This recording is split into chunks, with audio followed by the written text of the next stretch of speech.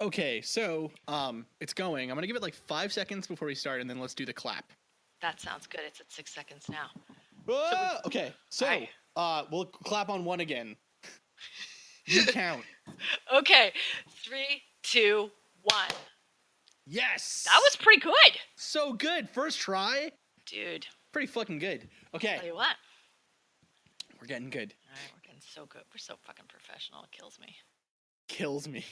Hello, listeners, and welcome to Roundtable 7 of the Mad Scientist podcast. I am your host, Chris Cogswell, and I am joined by my co-host, Marie Mayhew. Marie Mayhew. How you doing? How's it going, Marie? It's going pretty good. Pretty How's good. how's all my science people out there? How's being a doctor treating you? It's you treating getting me okay. that mad doctor perks? They look at me weird at Dunkin' Donuts now when I say it's for Dr. Cogswell. That would be Dr. Cogswell, bitch. Killing me. And it better be low fat. And then they look at me and they say, "We didn't ask for your name." And it just gets really weird. And they're like, yeah. "Sir, we closed 2 hours ago. Can you please?" Right, right, please, sir, please leave our bathroom. And I'm like, I'm a doctor. This is actually our second take of this because the first one, it just kind of crapped out on us, so that's pretty cool. And it was genius. You people missed out. Seriously, like it's gonna in 50 years that'll be like the lost tape, you know, telling you. Anyways, this week is this week previous was Mother's Day, which is awesome. Yes. Happy Mother's Day to all the moms out there, including you, Marie. Well, thank you. Shout out, moms. Shout out, moms, and that is Shout why out, we're Mom. gonna have a special intro this week.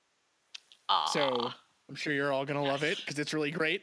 And this week also we've had some really big things happen to the show. So first off, we have to say a huge thank you to all of our listeners, all of our fans, anyone who's given us positive ratings on iTunes. Woo! Just everyone overall who listens to this and enjoys it. We love you all.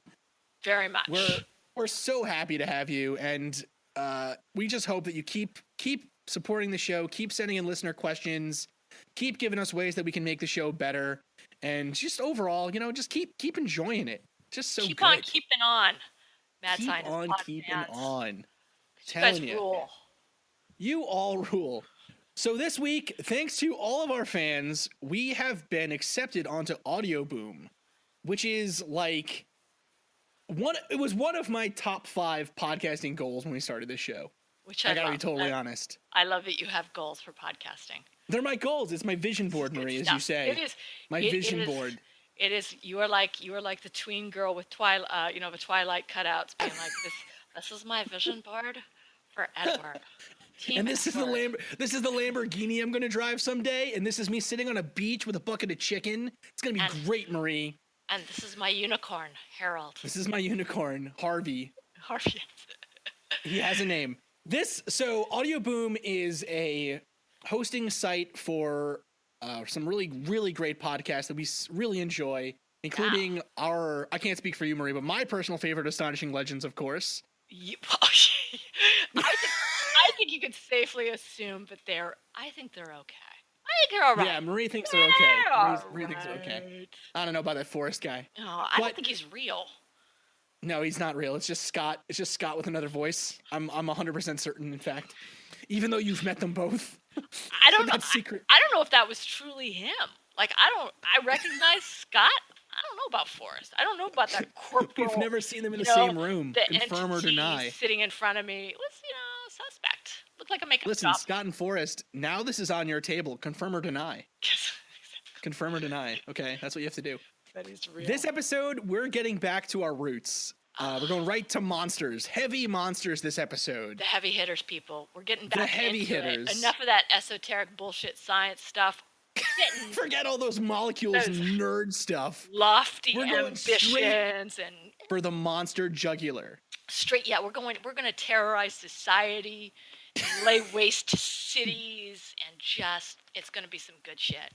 It's finally happening. So what do we do in this episode, Marie? So this episode, we're gonna open with a fan favorite from the get-go. If you love monsters, then you must have a special spot in your heart for the Jersey Devil. Which I know, Chris, you are a fan way back of the Jersey Devil. Love the Jersey Devil. One of my favorites. So we're going to go into sort of where did that all come about? What does the Jersey Devil look like? What is he out there doing in Jersey now? Um, and just sort of the whole background, and then we're gonna. Just where's he been? Where's he been? Where's he been? Where's he been? What's he been up to? Did he go back to school? And then we're going to answer a lovely viewer question, which is not necessarily monster related, but is still really good nonetheless. We're just going to pretend that it has to do with monsters, but it doesn't have anything to do with monsters. It does have to do with science, so okay, fine. Yeah, it fits the show. Whatever. Fine, whatever. And then we're going to tackle one of my favorite monsters, which is the Gloucester Sea Serpent. Which was a real quote unquote sea serpent that was seen a whole bunch of time in the 1800s. And was it real? It was out there terrorizing the good people of Massachusetts. My second favorite New England state. It's just and it's like it's a really kind of a creepy and crazy one.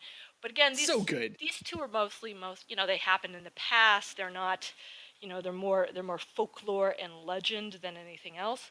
But for our final tale of terror of monsters is actually a true story. It's happening today, and it is blood-curdling and terrifying. And I think our listeners are really, you're gonna have some trouble getting to sleep after we go through it. I can guarantee you that. I gotta tell you, this is pretty exciting for us. I think we have the scoop on this one in terms of monster podcasts or paranormal shows covering this topic. Yeah, we did some. I think we have the scoop. We do. I'm pretty sure we do, especially in the monster genre. And it's really exciting because in this case, there is hard evidence. There is straight up hard evidence. There's actual factual evidence of what's going on. Strap in. Put on your monster listening hat, I guess. Get ready for another episode of the Mad Scientist Roundtable. Welcome to the Mad Scientist Roundtable podcast. Today it's monsters.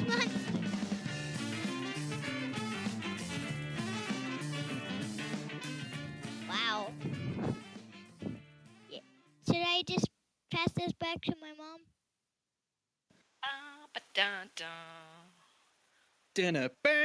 The Jersey Devil. I love if you Wikipedia the Jersey Devil, which is people always shit on Wikipedia as a source. And it's not great. It's not great if you're just taking Wikipedia itself as a source. But in all the good Wikipedia articles, at least, the quotes and the information is cited, so you can actually go and find primary sources through Wikipedia. I really enjoy that part of it.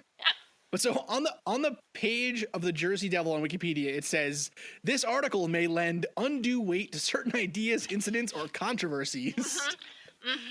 Slanted, man. I'll tell you what, that's bias.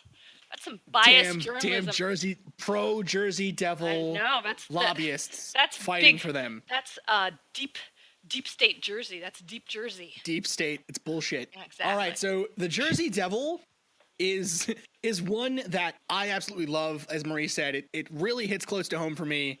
I grew up right next to New Jersey. I grew up in Staten Island, New York.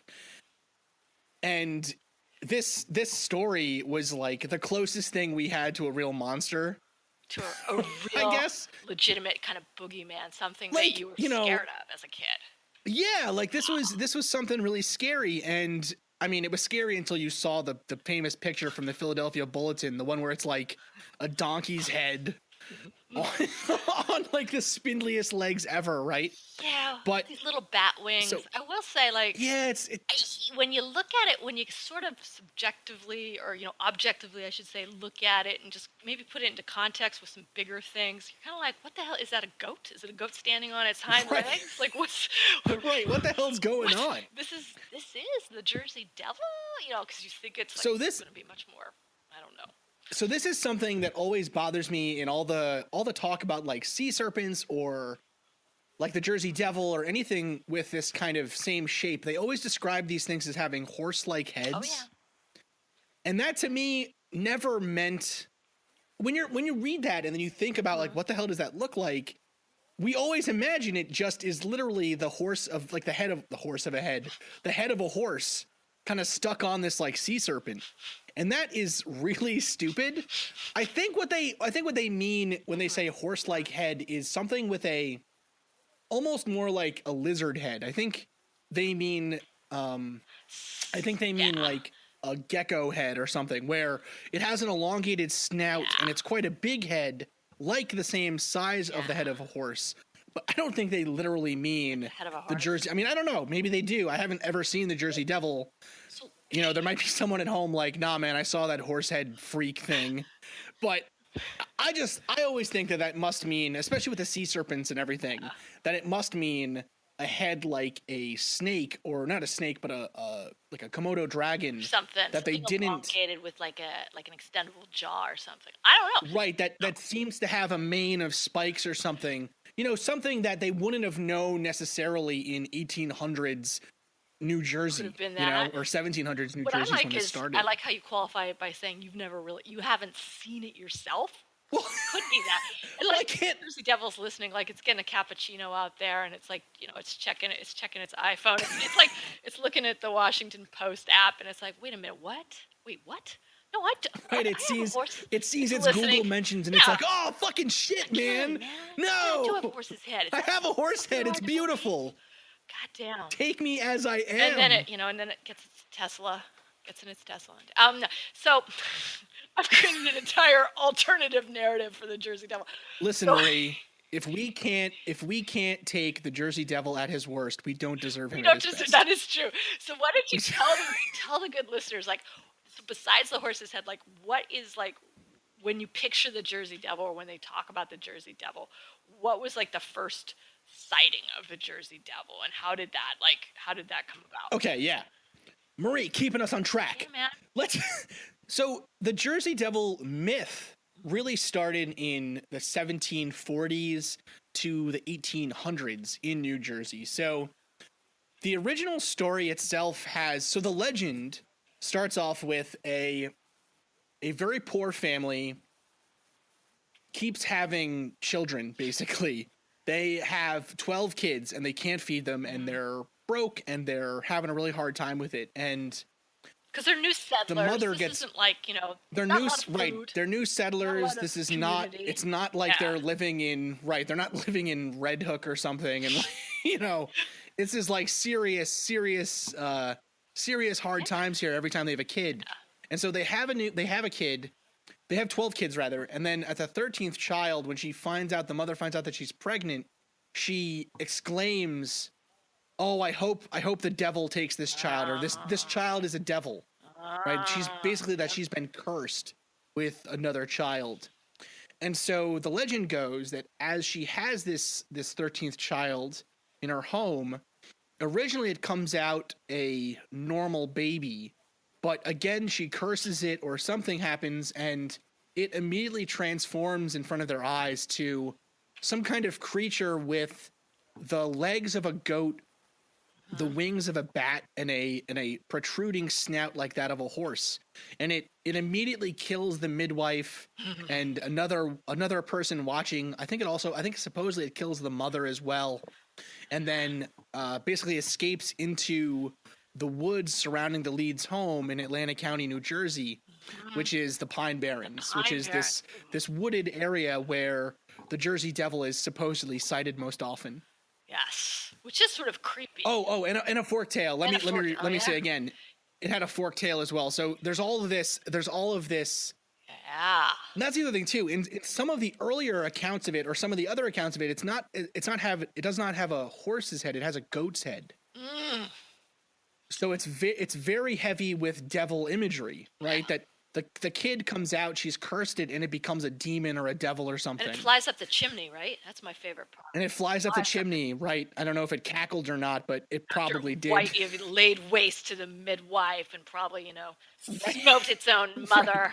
And then call me a devil, will you? And it was like, it's fire and brimstone, the smell of salt. Exactly. Chimney. To hot. So really, Jersey, so I love what's really interesting about this one for me is how much real history there is to this story. Yeah. So there really was a Leeds family that lived in Atlantic County, New Jersey, who seems to have had 12 children. But they're not sure. So this would be the family of Deborah Leeds and her husband, Japhet Leeds, who had 12 children, and then the husband died in 1736. But the problem with this is that there is a much stronger Leeds as a contender for the result or the beginning of the Jersey Devil story. Oh.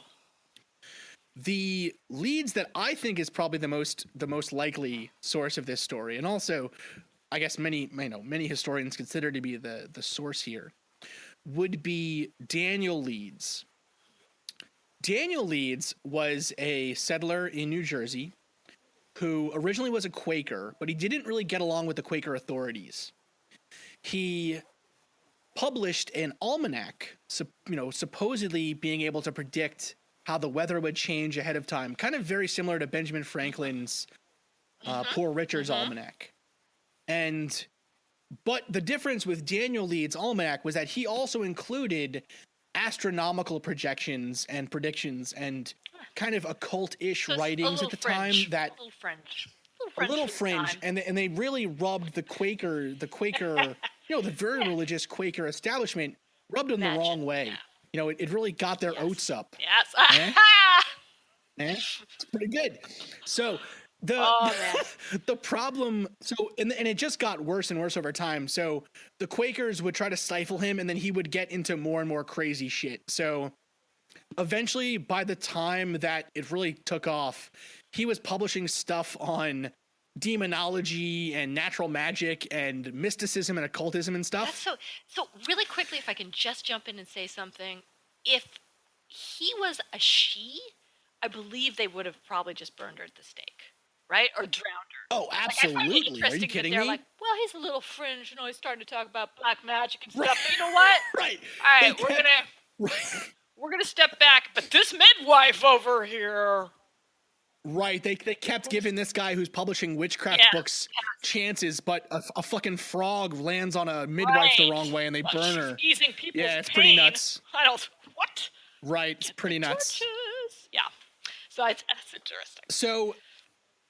So the Leeds family, in fact, Leeds himself was eventually censored, and his almanacs were officially deemed blasphemous and heretical by the Philadelphia Quaker meeting in the 1690s. And so they just kept happening, right? And you Quakers. What eventually occurred was Daniel Leeds' son, Titan, inherited the almanac business from his father and started publishing this almanac more regularly, and it started getting a higher readership. And so Titan Leeds and Ben Franklin got into like a kind of a competitive fight over the almanac business, I guess. The Ben Franklin. And so what's really interesting is in 1733, Ben Franklin jokingly put a section on astrology in his almanac and said that Titan Leeds, the publisher of the other, the Devil Almanac, would die in October. It's a little dark, Ben. And yeah, and so Titan Leeds was like, "Yo, fuck that," and he, called Ben Franklin a liar and like a fool and stuff, and they just kept fighting back and forth, and this eventually ended up with Ben Franklin saying that in his almanac that Titan Leeds must be a ghost because his predictions were never wrong. So Franklin was like, well, I've never been wrong, so that means you died. So I don't know how a ghost is writing this, but you're haunting me now, dude. A little dark, now, and sort of asshole-ish. So where does this story of the devil come into this? So this guy and his almanac and his family is already considered occult and weird by the people in Jersey and Pennsylvania. What ended up happening then was that, so this is around the time that Franklin started fighting back and forth with Titan Leeds, is that the Leeds family crest started being put on the almanacs, and the Leeds family crest, Marie, is that of a wyvern, a bat-winged dragon that has, it's actually it's all mixed in with alchemical allegory, actually, the wyvern. It's really interesting. But it stands on two legs. It does not breathe fire, but it's supposed to be kind of a beastly, ferocious devil kind of a thing. And so sounds familiar. Basically what it seems to be then is after this point, so now late 1700s, early 1800s, people started talking about a Jersey devil, or they actually called it the Leeds devil at the time, who lived in the Pine Barrens or the Leeds woods of the area. So that is where it seems that this idea comes from. That's a little creepy. That his crest is what could have given some substance to it in some ways. Well, it's interesting, right? Like what you said, if he had been, I mean, first off, if he had been a woman at the time, they would not have let him publish a book. There would be no crest either. That shit would have been stopped. No, cold. She would not have gotten close enough to a pen to have been able to write anything. But it is really interesting, right? And so people started claiming to see something in the Pine Barrens, this really thickly wooded area of Jersey, and started saying, it must have something to do with this this occult family that lived in the area. And so I think it's really interesting that it has, like, I knew that there was supposedly a Mother Leeds, right? I had heard that story as a kid, that I had heard actually that you could, if you went deep enough into the woods, you could find the charred remains of the chimney where he flew out of, right? That's as a kid, I was like, story. Yeah. I don't know where I heard it, but I distinctly remember being like, shit, I'm never going to the Pine Barrens. But and so the other thing too, now this gets part of all these other ideas of, there's actually kind of a worldwide phenomena of people finding cloven hoof prints like on their roofs or in snow and stuff. And people claim that it must be the devil visiting them at night, or, kind of a demon or something. And so that's something that happened in the area kind of around the same time that people were seeing, goat or hooved tracks, not goat tracks like necessarily, but hooved tracks. Right? Not in fours. And it was always like the tracks are always in the twos. Right. Always in twos, which suggests that it's like probably an owl track, right? It's just a some kind of bird. But what's really interesting is, and this is kind of the reason why I think the Jersey Devil legend really, really took off, was that the area itself sort of pushed it along, right? So the Philadelphia Zoo had a 10,000 reward out for the creature at some point. The merchants of Camden, New Jersey also offered a $10,000 reward for the capture of the Jersey Devil. That was in 1960, around 1960s. This is the thing that's amazing to me is, like, again, the Jersey Devil, like, if you so it gets its roots really, really early on. And it's not like Bigfoot, right? You can probably have a Bigfoot pretty much anywhere in the United States, anywhere in the United States. My aunt in Kansas claims, to this day that she has seen Bigfoot, and it was snowing, and it was like a Yeti. Well, that's a different monster story. But my whole thing, it's sort of ubiquitous. You can have it anywhere. I think the thing that is amazing to me about the Jersey Devils, you take this sort of unlikely story and this really unlikely monster that is not really hulking or really particularly menacing. I mean, it doesn't, it's not exactly breathing fire. It's menacing people, and it's just sort of a punk, right? I mean, it's flying around, and it's just sort of like, hey, what you gonna do? It's like, and it's like maybe it's stealing some chickens or something like that. But it has survived and has sort of been embraced to this day. And to me, that's like such a strange phenomenon, because there's not a lot of monsters that are that well known that are American monsters, right? You've got Loch Ness, which is Scotland. You've got other ones that are sort of more, I can't even think of right now, but like Jersey Devil is really predominant. It's still sort of this weirdly beloved tale about something that may or may not, that I just sort of summed up as like, a chicken stealing punk, which is not the full the full width and breadth of the monster itself, but it's just strange, and it's still being like, and people are still seeing it. It's still like, right, hiding under people's cars and hissing or something. What's the last time somebody saw it? I think actually people claim there was a video at some point recently of something flying over the Pine Barrens supposedly. Always at dusk, right? So I think that's usually how people see it. You know what else is another part of this story that I find very interesting is New Jersey isn't really it's not really the countryside. You know what I mean? Like it's pretty, like there are definitely parts of Jersey that are absolutely beautiful and wonderful, and I have a very soft spot in my heart for New Jersey, having grown up and played in Jersey, all the time as a kid. So I really do like New Jersey pretty well, but it's not the same, say, as up in New Hampshire where I am now. I could get lost in the forest outside my house and die. Right. You know what I mean? I could get lost and never find my way. I mean, I'd be able to find my way out, hopefully. I'm not that inept. But there are parts of, there are some parts of the country where it's still very, very common for you to kill your own food and hunt and, and Jersey isn't really that kind of thing. Jersey is much more, there is woods, there is forest, but it's very, very densely populated. There's a lot of people in Jersey, and it's, any big forests you're finding are national parks kind of things.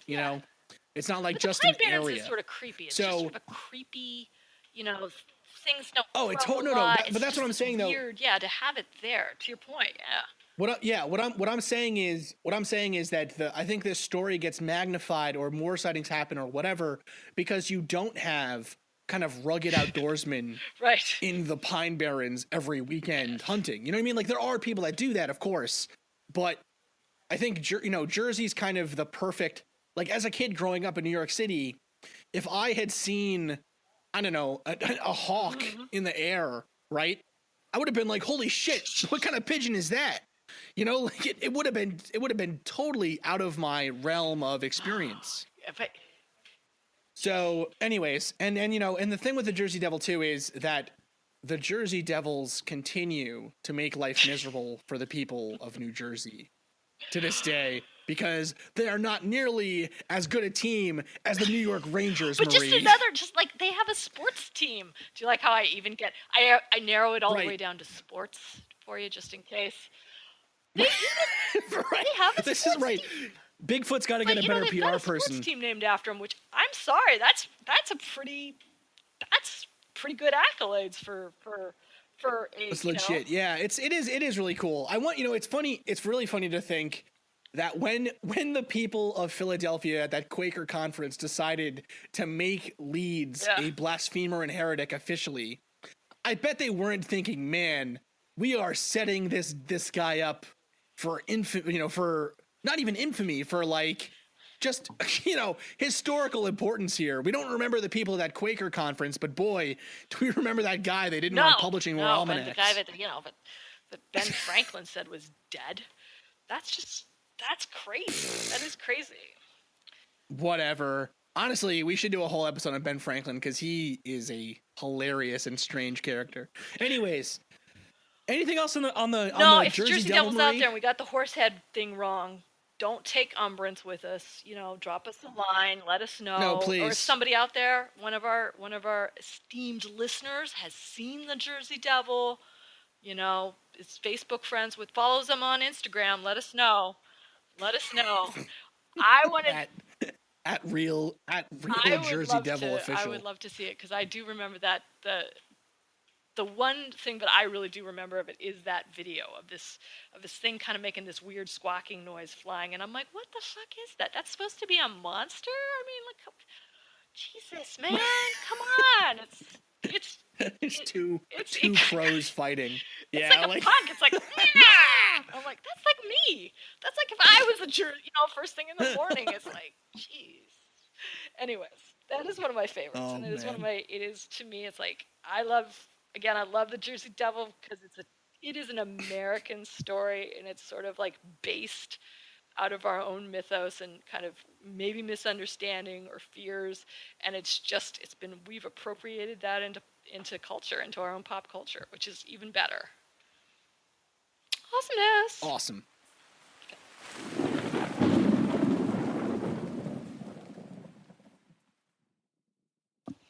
Cool. Let's do the listener question, I guess. Monster-free listener question. Monster-free listener question. I'll try. I don't know. This week's listener question comes from Elizabeth Smith, who has actually asked us a couple of listener questions, and we are ever thankful for the listener questions. Thank you so much. What was her other question? Just really quick, this question. Do you know off the top of your head?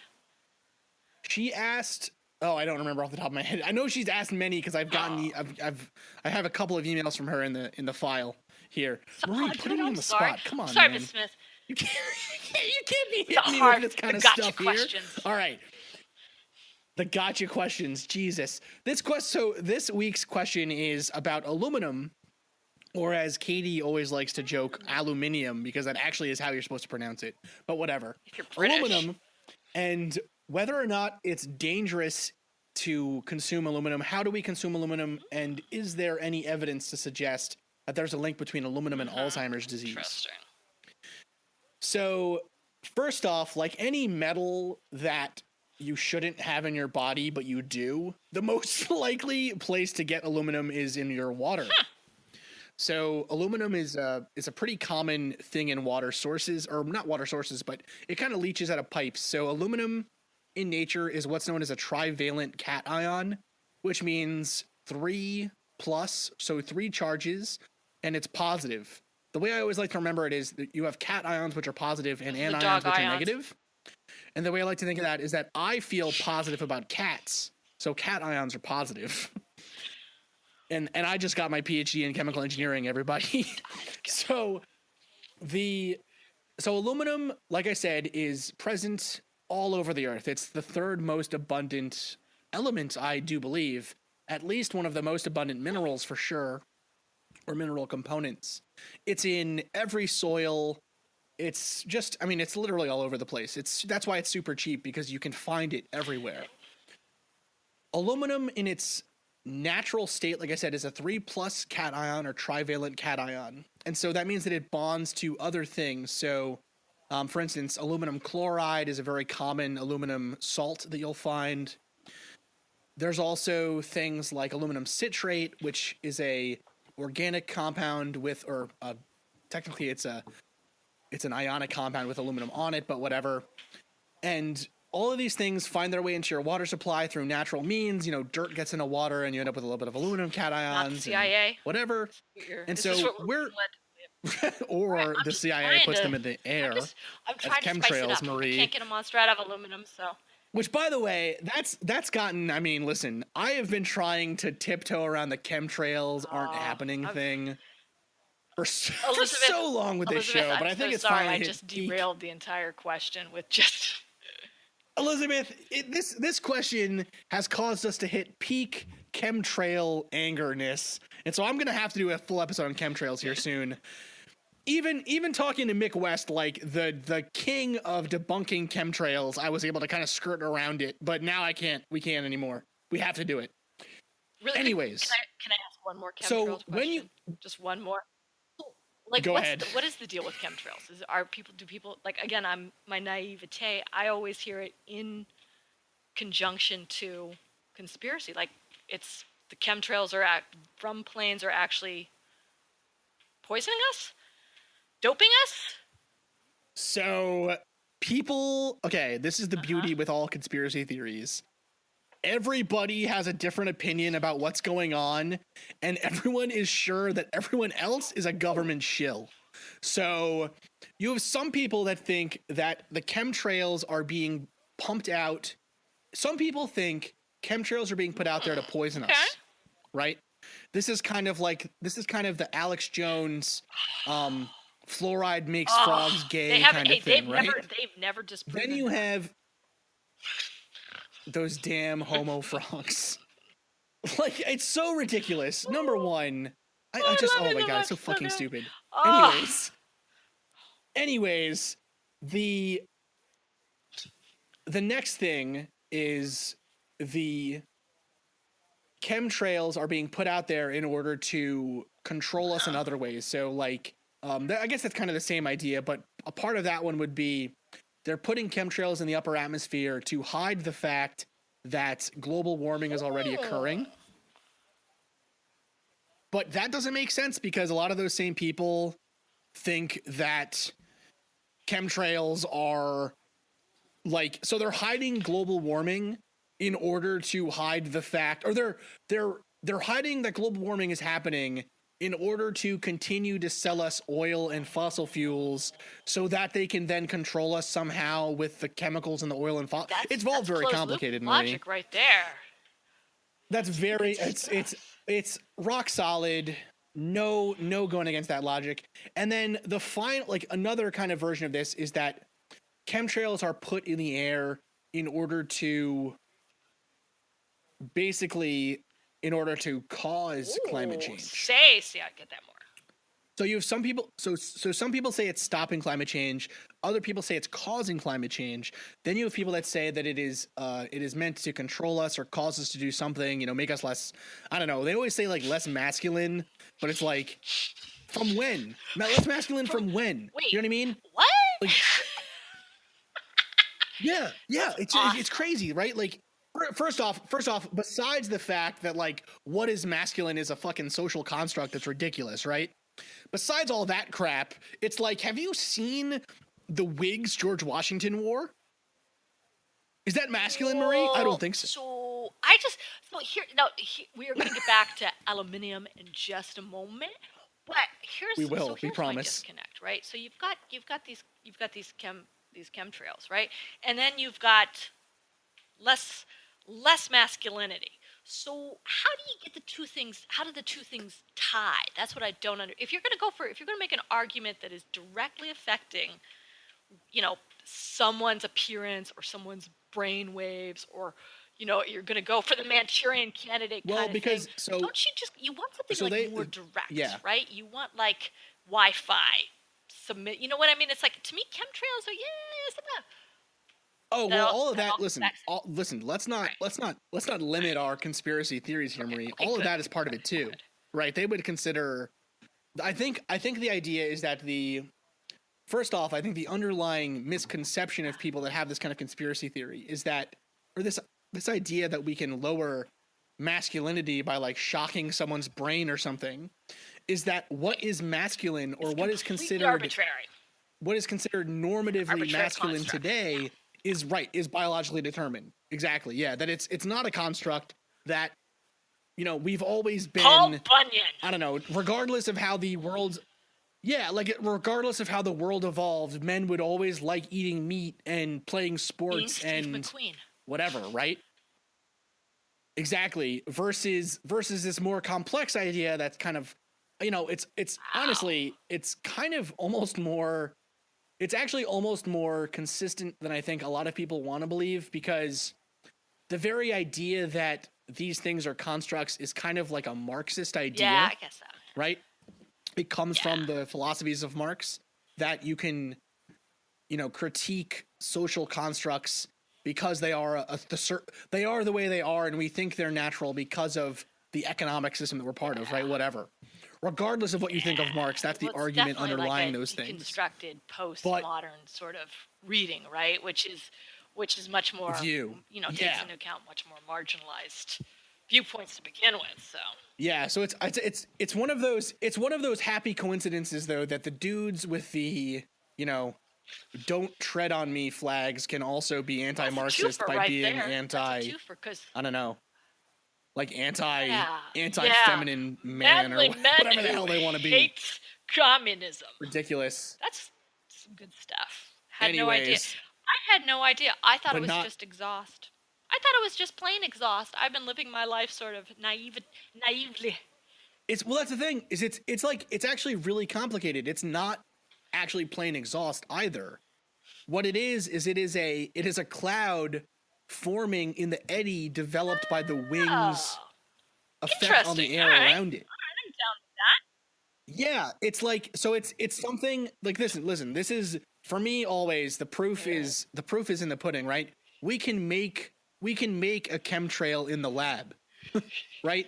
Like we can make one happen with the right conditions. Poisoning all these people, making them look like honestly, I would be. This is gone. I know. I'm the sorry. Fucking rails, I'm dude. Sorry. I'm sorry, Elizabeth. We my fault too. So no, the thing that's what another thing I always love about it is my research was making nanomaterials to stop climate change. Right? If they're not going to be spraying my particles out there of the wingtip, then I don't know who's they're spraying. Dude, I think we could do a total reverse reading on you as a total government madman, and you and your lab, and this is all a front, and you and the podcast is all disinformation, and you're actually there to. I got you. People, if I vanish within the next 24 hours, you know why. Spread the truth. Spread the truth. No, people, you know nothing. Don't. Hashtag teach the controversy. All right. Anyways. Aluminum. Yep, the aluminum. Yep. The aluminum thing. Okay. So we naturally always have a little bit of aluminum in our body. And the way that you discuss toxicity or how effective a poison will be in the body or anything will be in the body are two things.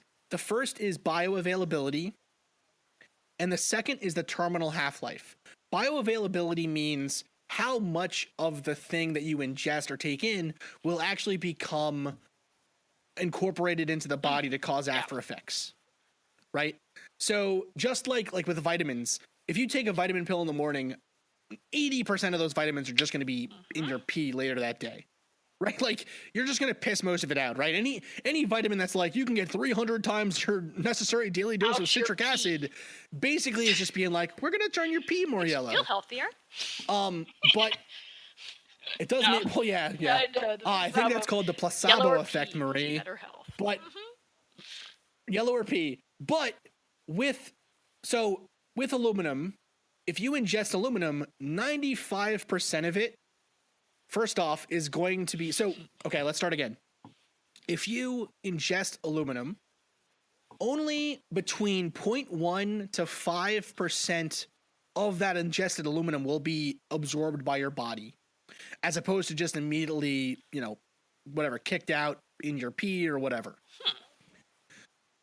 Of that 0.1 to 5%, 95% of it will just be absorbed and then immediately go through your kidneys and be excreted.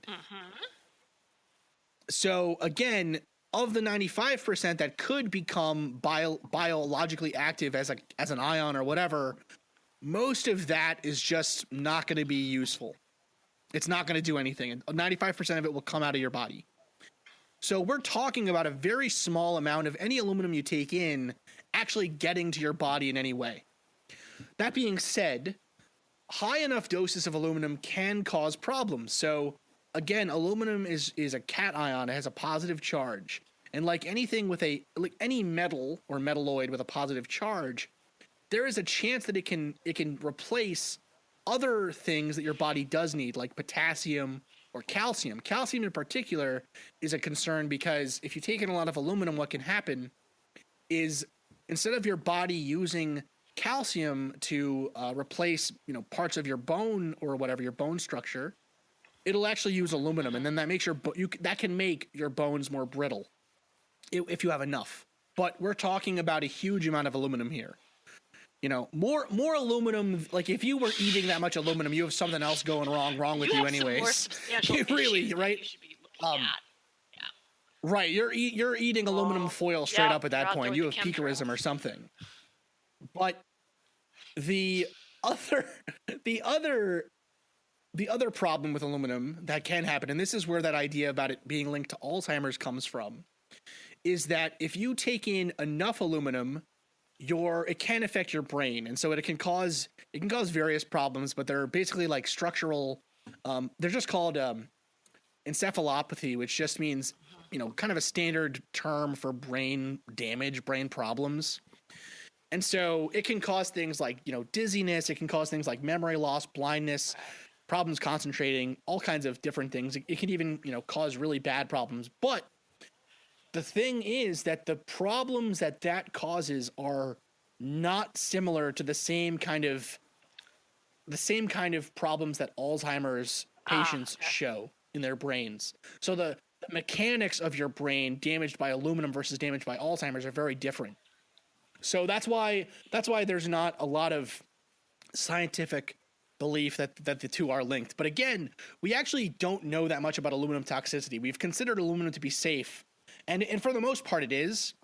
But we're now seeing in one population where we're seeing a lot of problems with aluminum toxicity actually are patients on dialysis. Because if your kidney isn't working, then your kidney isn't kicking out that 95% of aluminum you absorb. So your aluminum rates can go much higher than are considered to be safe. But again, so for the most part, like, there's no danger of you getting aluminum poisoning from storing your food in aluminum foil or from deodorant, or, I know some people think that aluminum in vaccines causes autism. That's a whole other can of shit we have to open at some point. Here it is. It doesn't. That's the whole episode. No. Nope. It doesn't. That's the whole episode.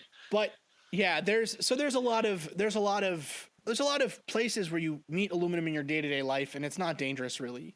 So anyways, that is the basic. It's such a long answer, and we took a journey. We took a journey, Marie. Yeah, I did the tangent with the chemtrails, which I'm sorry about. That's okay. It's fine. Anyways, Elizabeth, we hope that answered your question, and we hope you send more. We will gladly not answer those and answer something else as well. Absolutely. Let's do part 3. The Gloucester Sea Serpent. This is another good one. Man. And also, being from Colorado, we don't really have too many places that have interesting or different pronunciations across the board. A lot more Spanish pronunciations, but not like. So I was trying to get because my husband is from the East Coast, and he's like, it's Gloucester, and I'm like, it's Gloucestershire, it's Gloucester, it's Gloucester, it's Gloucestershire, and he's like, it's Gloucester. Welcome to New England, Marie. Like, it doesn't. Are you sure? Welcome to New England. If you phonetically say it out loud, he's like, you don't do that, and I'm like, and he's like, how do you say the sauce that you put on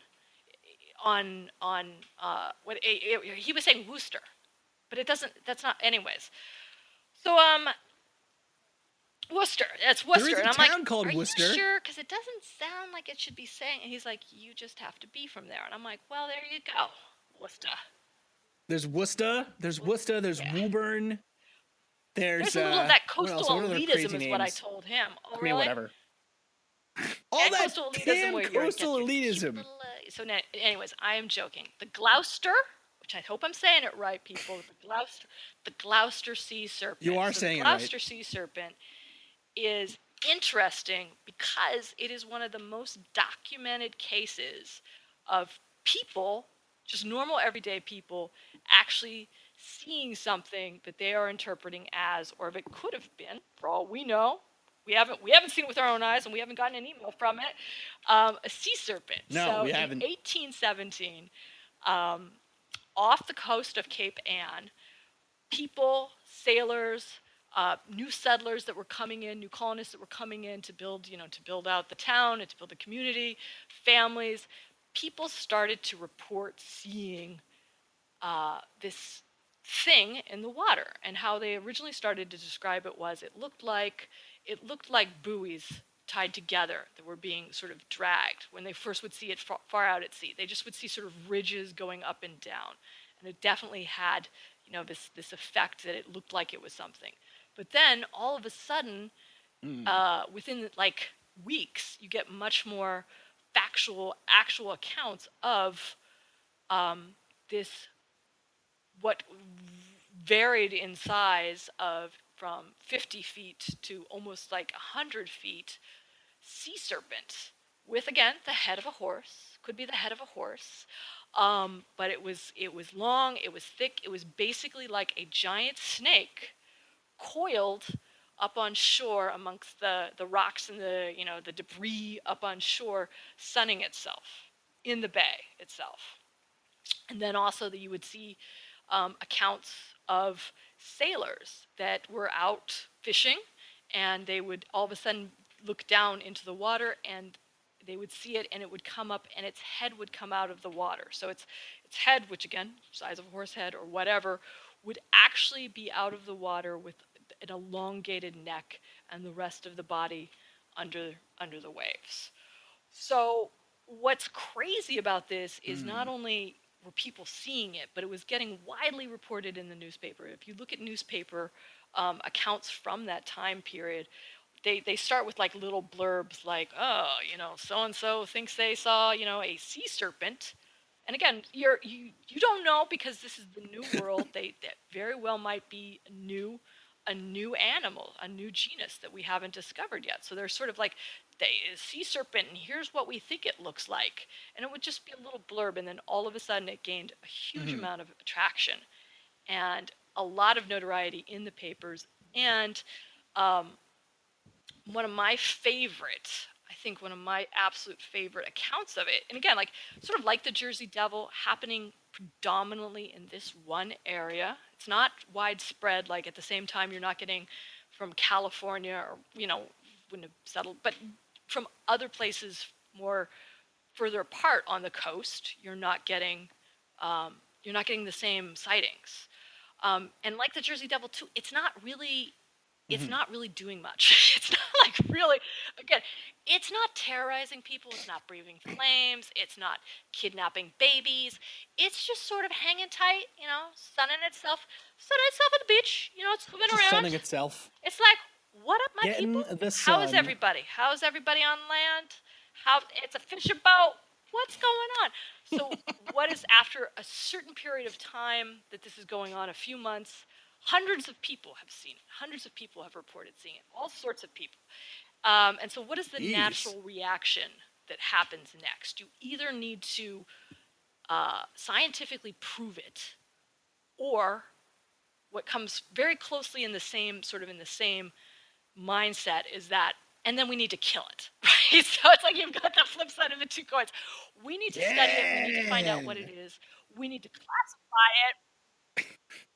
Take that, completely unique sea monster. It's from America. All right, we're in America now. We have to figure this out. And on the flip side of that coin, it means us harm, and we must kill it before it eats our babies, right? So see, but that's the thing, right? It didn't. Just taken in the sun. It's just taken in the sun, man. It's just taken in the sun. Come on. Just taken in the sun. But that's so. One of the interesting things too, that one of the reasons I think that this got so much documentation is an actual nautical, not nautical, I want to say nautical, but natural society, naturalists. Biological society. Biological society that was newly formed in Boston, which had, very substantiated members with a lot of degrees, doctorates, I'm sure, came in to actually interview and study this phenomenon of what people were seeing. And even one of the people that they brought in was someone who directly served with George Washington. So sort of, again, notoriety, people that weren't just charlatans looking to make a quick buck, but really wanted to substantiate this claim because, one, it is a truly American event. And this is right. Really, this would be something for them to stake a claim on and say, "Look, we've discovered a new thing here in America. We're a serious scientific." What year was this again? So this was 1800s, 1817. Now it's about 1818, and they're starting to. Yeah. So I mean, this is like prime. Yeah. So this is kind of So just as a little bit of background here, I think the society was called the Linnean Society, right, of Boston. Yes. So the Linnean Society. I looked this up a little bit. The Linnean Society is actually a really old organization that still exists in the United Kingdom. So this was probably kind of an offshoot, kind of like the Linnean Society of America, right? Because the one in Boston is no longer around. It was actually part of Faneuil Hall. which is cool. So today yeah. it's probably TGI Fridays or something, which is really also very important for zoology and really important stuff going on at TGI Fridays. The study of America. The study of America. They're probably selling I Love Boston hats in the old place where they were going to keep Boston the Gloucester Sea Monster. Wicked cool. Right. Sea monsters are smart. So the thing that I find really interesting, or this is kind of an important backdrop I think to this, is that around this time, America was still thought of as kind of like a bumbling backwoods, right? Oh yeah. I mean, there's that really good. I think John Adams, the TV show based off the book by David McCullough, is so interesting with this. This was the first time I'd really heard of it, but since then reading, I've learned that it's pretty common that when they sent over Ben Franklin of France to be the ambassador, that he kind of played up the fake like American, beat like outdoorsy. I don't know how to say it. Like he wore a coonskin hat and like, you know what I mean? Ben Franklin like again? God damn it, Ben Franklin. Yeah, like he went out there and he was like, "Oh, I hunt for all my own food," and you know what I mean? Like he really played up this idea of, I guess today would be American exceptionalism. Hillbilly, I guess. It's the American exceptionalism, right? It's like American exceptionalism. But that's truly what they were trying to get across. Was like we are forging our own way. We found all of these own things. We're not doing it all right. Ourselves. Serious science is happening here. It's not just people. Whatever, laying waste to native villages and stuff. Exactly. It's not. I guess. Yes. It's not just smallpox, right? Smallpox. It's not all smallpox all the time. Later, we can't have fun all the time. Yeah. So I think it is. I think that's a really interesting thing that they were probably like you said, really, really wanting to make a name for themselves here with a big, finding new insects or plants and things is pretty relatively common. I mean, it's not common. It's still amazing that you found something new. But like, we find new species of flower all the time and stuff like that. But finding a new mammal or even a new species of, I guess, amphibious, because this thing was on land for a little bit and then back in the ocean. You don't even know what it is, right? It's like, it could be, and it's huge, and it's finding something big, finding an animal that's big that's never been documented before is a pretty big deal. It does not happen all that often. Yeah. And today is the kind of thing that gets you your own National Geographic special, where for awesome. 4 hours you're on the boat, and then for 10 minutes they show grainy footage. Yes, of something. There. Yes, and you're like, shots fired. Anyways. So, okay, so loads of people saw this thing. So now what happens? Loads of people saw it. Well, and two, just to echo what you're saying, it's like the British and European science societies, they were very dismissive of it, and they said that most of the people that were seeing it, they couldn't fathom what they were seeing, and or they were drunk. A lot of it, I think, was back. And they were mostly talking about the sailors that were giving these reports. But the problem is, the problem was that, I would say the argument back to that is like these sailors are people who have been on the sea the most. They've seen a lot of things. They know the difference between a whale or a school of dolphins or buoys being dragged in a net by fish as what that is versus what they were saying they saw. So it's sort of a double-edged sword. And also, unfortunately, the Linnean Society, what they fear happened now is because they were so adamant about making this claim, is that they could have led their witnesses by giving them sort of leading questions and saying, well, did it have was the head more like this or was it like this? Was it a horse's head? Or what is, especially the movement? They say that they feel like they really probably coached their witnesses a lot on the movement and the fact that it was reported that when it did move, it undulated like a chain. So it was very smooth moving, and it was almost segmented, and it had a very snake-like effect, even in the water.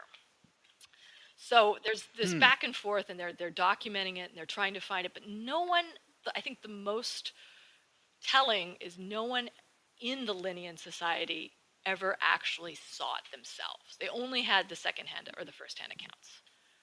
albeit from like a lot of people, from hundreds of people, but it was only the secondhand account.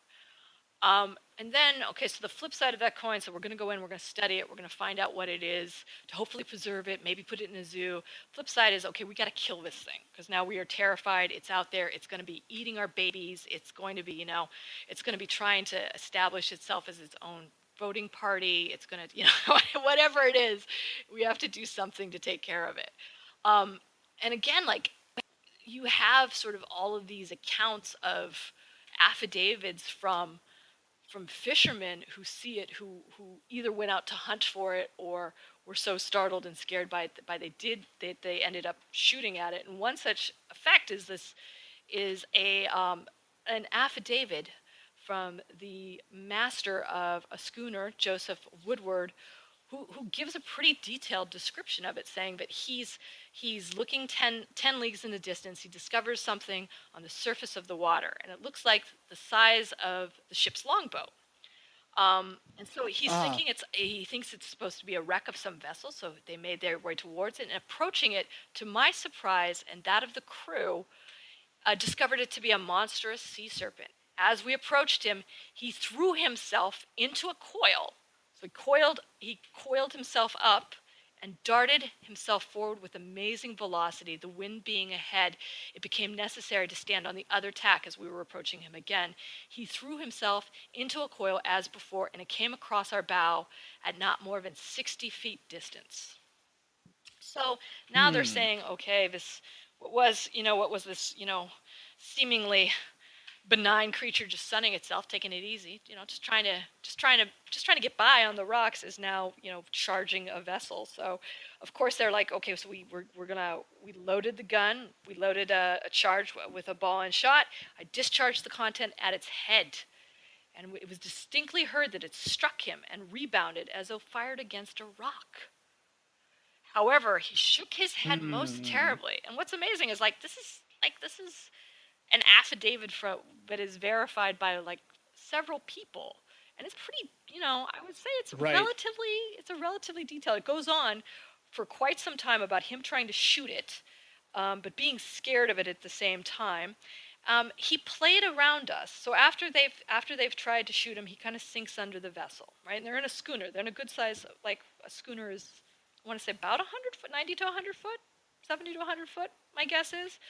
So he goes on to say, he played about us for 5 hours, and my crew and I had the best opportunity of seeing him that occurred. I judged him to be twice the length of my schooner, say 130 feet. His head was about the size of the ship's longboat. His body below the neck was 6 feet in diameter. And then they go about to compare the coloring to that of a squid. So dark coloring, and all of his gills were about 12, so they saw the gills on this thing, is what he's saying as well.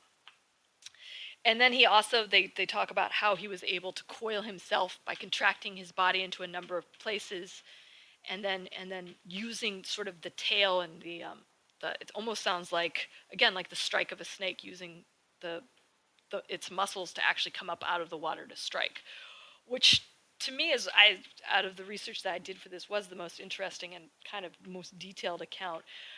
And it's sort of, when you put it just on a very surface level with everyone else's account, it's like, what the hell was that? Or, was it a chemtrail? I don't know. I'm just saying that's pretty interesting and pretty, I guess he could have been making it up for notoriety at the time. But it's a pretty good detailed description of what happened. So what do we think? Okay, what do we think this thing was? Barring sea serpent. A friendly giant sea serpent that got a little bit ticked off. So there's been a few different ideas about it. One, that it was a whale, or a type of whale that either they were seeing parts of, or that had gotten tangled in nets and actually was dragging buoys behind it. So they actually did say that they and that's why they were interpreting it so literally as well. The other big thing that they do believe they could have been was the leatherback turtle, which gets to be the size of a VW bug. Those things they're like, that's interesting. They're huge, and their heads are such as that they are sort of differently shaped heads from a regular tortoise. They've got more of a snout beak than a regular tortoise. And if you look at their backs, they're all black. They're the giant ones are really like they're the size of a 6'2" person. They're huge. You know what actually I was thinking about after we got off last time about this thing was manatees. It could have been a manatee. And so the Florida manatee, the largest one ever recorded, is 15 feet long in captivity. That's pretty good. Or no, not captivity. That's the largest they've ever recorded one. That was 15 feet. And every couple of years here in Boston, there's always a story around the summertime that a manatee is up in Cape Cod or Cape Ann. Always, right? And that's that area right there. That's Gloucester. Or that's the kind of general same area, like from Gloucester down to the Cape Say. But so like I wonder if they didn't see, because the manatee was only described by scientists in 1740, I want to say. So I almost wonder if they didn't see a manatee and just have they've never seen one. They had no idea what the hell it was. They only saw one because they're pretty rare up there. Okay. You know what I mean? But it doesn't explain. I mean, it doesn't explain everything. But I always wonder about that. Like, what could it be? But we have to remember too. They've been in this country for not very long. 2 or 3 generations at most. Not very long. Yeah. So there's not a lot of. It's not like there's not a lot of leftover, or not leftover, I guess. But there's not a lot of community knowledge about. Okay, this is what this is. This is what this is, and this is also the time where they thought krakens were out there and stuff. Well, and I think that's good. Yeah, they definitely were new to the area. They were still coming in. It's not like they all arrived, wrote everything down, but this is also things that they may not have had where they were coming from. And so they think that in reading sort of the hoax sites and going through it, it appears that that's what they believe it might be, because then if, to the point you made, Chris, yesterday, is that if it's coiled, it might look like it's coiled because it's round and you're seeing it in total, and so it could just be laying there. Yeah, right. But one would also think it would be pretty easy to catch and kill, right? I mean, if it's laying there, you'd also think, you could probably come up on that turtle fairly quickly and be like, holy shit, it's a giant turtle. The fact Let's eat it! The fact that his shot bounced off of it as if it was a rock makes me think maybe it was in fact a rock. Or I love that. Or it could have been the turtle right off the shell of the turtle. It could have. Or it could have been. Yeah, totally. No, absolutely. Listen, it's so cool. So we actually have a full episode on Marie's favorite topic ever. The real monster. Giant sea serpents plan. Sea serpents, yes. So keep your ears open, listeners, because we're getting back to this topic. Always good. And so this is, again, sort of like the Jersey Devil. It's like, well, there's no great explanation, but you have this really cool sort of American-based story that has, that's still around today. The sea serpent one, not so much, but I'm sure if you're in the area, they probably have some good tourist items about it. Oh, I'm sure they do. Listen, you should go, if you're in this area, you should be going to Gloucester anyways, because it's fucking awesome. It's so good over there. If we have listeners, cool. Please, by all means, let us know if you see anything. Please let us know. Don't try and kill it right off the bat, though, people. Let's just give it a try to refrain from shooting at it. That's what I always say. It's the bunny apocalypse. Oh my goodness. Marie, I don't know if I can get through this one. It's kind of late here. It's like dark outside. It's dark outside and there's rustling. You can hear rustling in the darkness. It's gonna get if you peer into the darkness, getting spooky the darkness over here. peers back into you. So while we have been like all Aaron Mankeying it up with what could be possible lore and legends, there's some real terrifying events happening now, today. There's some real dark shit happening in the world.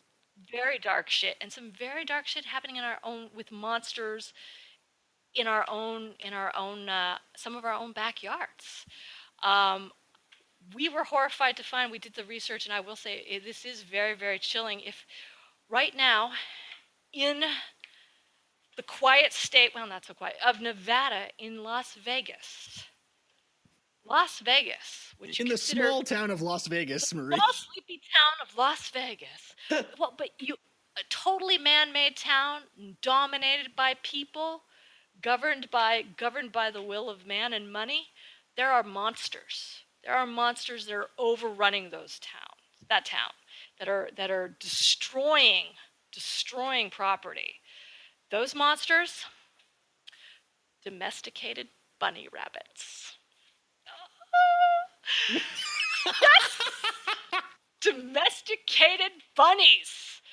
So Las Vegas is having a huge epidemic of domesticated bunnies overrunning everything. They're just like, I mean, it's really funny watching.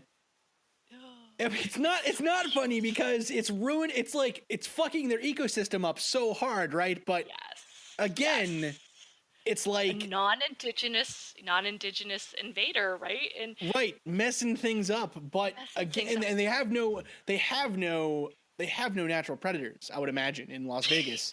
I don't think. So cute. Well, coyotes. So cute. Like, I don't think. So I guess I don't know that much about the. I guess I don't know that much about the ecology of the desert. Las Vegas, desert. Or like Nevada desert. Well, right? So what I'm thinking is most of the animals most of the mammals that are out then in the desert are going to be nocturnal or diurnal. They're going to come out in the day or in the early morning and then the nighttime. And so I would anticipate that all the predators as well are coming out at those same times. So these bunnies that are just like hopping around, fucking shit up in the daytime. Yeah, like I just can't see them having many natural predators besides maybe humans. So basically, these rogue bunnies, they're not like you think, it's just another, they're just wild rabbits, like the normal brown sort of jackrabbits. No, my friends. No. These are some super cute little motherfuckers. They're so cute. They're so cute. They're like little, they have the little lop ears and they have the little fuzzy ones, and there's they have overrun golf courses. They have overrun. Yeah, and when we say overrun, there's like there's a herd of a couple hundred rabbits. Yes. What do you call roaming a golf course? I have no idea, but I bet it's something really cute, like a lop. It's a cuddle of bunnies. It's a cuddle of bunnies. Like, you go out and during the day, they're saying, because they hide, because they're bunnies, and they go out and you just bring out some romaine and you just throw it, and it's like their swarm of cuteness just right. Comes out of nowhere. So the thing, this was something actually. So Katie was telling. So when I told Katie this story, she was like, "Oh, I bet what happened was." People every year around Easter time, will buy bunny rabbits for their kids as presents.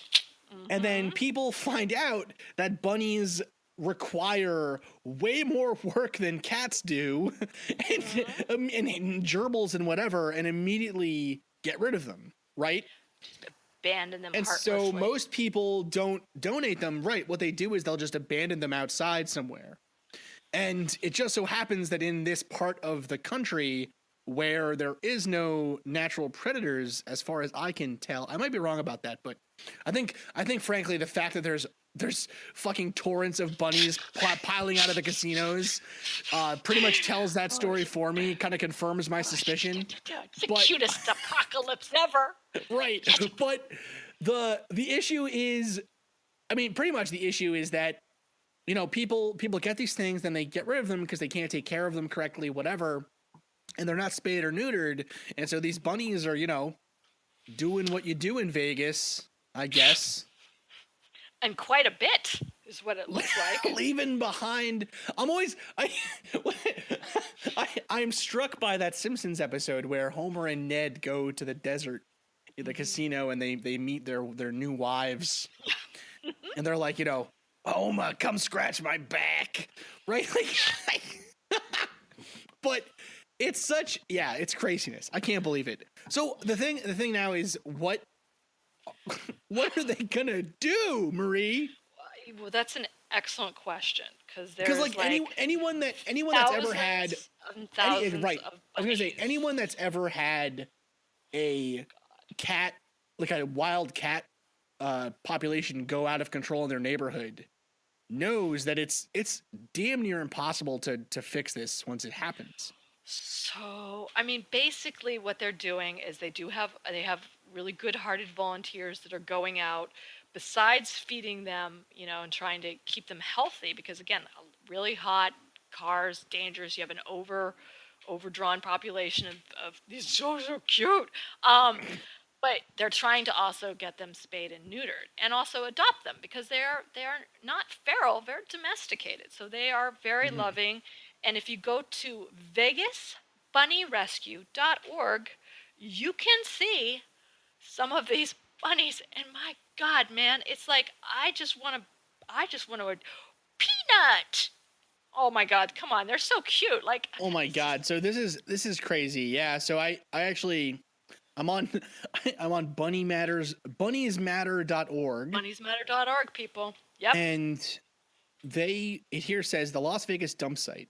There is a central location in Las Vegas where people continue to dump their unwanted pet bunnies at a large state mental health facility because there are already hundreds of feral bunnies running around at the site. So it's like you got this mental health facility but is now overrun by rabbits. That's some kind of God shit. That's some sort of almost bordering on, on Lynch, right? On Lynch type. Seriously. Shit. Yeah, that's so weird. On David Lynch. It's like you could just sort of hear the music in the background and there's all these little bunnies everywhere. But they're totally so super cute and adorable. It is the cutest apocalypse ever. But it's also really bad because they're chewing through wiring. Like they'll eat anything. And they're just causing the cutest havoc ever. Oh my God, there's one of just their little tails. They're so cute, dude. Anyway, so this is the monsters in real life that that if you're going to have I would sooner have this than the zombie apocalypse. It's a much cuter, softer at least. Oh, that little baby. Softer. Softer. The thing is, so if you want to help out, I say Google these things too and see if you can help. But again, just as a quick, quick note from our listeners, don't please, if you're gonna get a pet, spay and neuter it. Like just get it done, man. Take care of it. It makes them happier. Yeah. Take care of your animals just generally, and I mean, and the thing. Okay, one other thing too. If you are gonna search out these bunny help sites and whatever, just do your homework first. Make sure you're not getting scammed. There's always fucking people trying to make money on these things, dude, and it's horrible. Like, that's not a bad idea. Now you put it in there. Oh, they're so horrible. Cute. They are so damn cute. But it's just like, come on, that is the cutest, horrifying thing ever happened right there. Oh my God. Who knew ecological disaster could be so nice? Oh, they're so cute. Who knew? All right. That's it for this week's episode of the Mad Scientist Roundtable, you guys. Monstering it up. Thank you so much for listening. Again, we want to give a big shout out actually to our good friends over at Blurry Photos, the Daves, because we're going to be, I'm on there for an interview actually this week, Marie. Woot! Excellent. I'm on Bullstone. Pretty awesome. And those guys, their podcast is hilarious, so please go check them out. Marie, we got to start sending you out for interviews. Oh. You have to promise you can play nice, though. If there's bunnies. If if there's bunnies, we will. Somebody offers me up some cute little lap beard, I'll be like, oh, okay, yes. She'll do it. No worries. Anyways, thank you so much again for listening. I am Chris Cogswell, and my co-host is Marie Mayhew. Signing out. Mayhew. Thank you so much. We will be back in 2 weeks with another roundtable, and in 1 week with a continuation of our episode on climate change.